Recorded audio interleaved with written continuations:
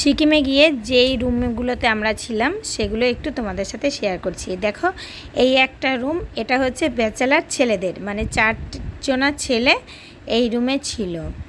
আর এখান থেকে দেখো সায়ন এখনও ঘুমাচ্ছে, পুচকো ঘুমাচ্ছে। এখান থেকে বেরিয়ে যাব, মানে এখান থেকে আমরা যেদিন যাব তার আগের দিন সকালবেলাতে এটা আমি ভিডিওটা করেছি। আর এখান থেকে চলে গেল এই ফার্স্ট ওই রুমটার পরে এই রুমে এসে এখানে শুয়েছে দেখো কুডু বাবা আর ওর মা, আর এখানে ছিলাম আমি, আমাদের ছিল এই রুমটা। আর এখান থেকে বেরিয়ে, আর রুমগুলো কিন্তু খুবই সুন্দর ছিল, দেখো সব কিছু ছিল রুমে, ওয়ার্ড্রপ বলো, টেবিল বলো, সব ছিল।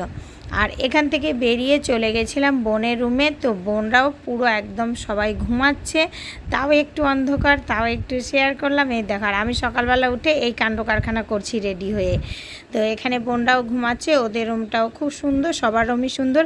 আর এখান থেকে এইবার চলে যাব ওপরের দিকে। আমরা কিন্তু ছিলাম একদম মানে 3 তলা, নিচের 3 তলাতে, মানে ওপর থেকে 1 তলা 2 তলা হয়ে নিচে 3 তলাতে। তো এখান থেকে বাইরের ভিউটাও দেখা যাচ্ছে, আর খুব সুন্দর রুম দিয়েছিল। আর এইবার দেখো সিঁড়িটা দেখাচ্ছি, এই সিঁড়ি দিয়ে উঠে নিয়েই বাঁ সাইডে যে রুমটা, ওটা ছিল দিদিরা।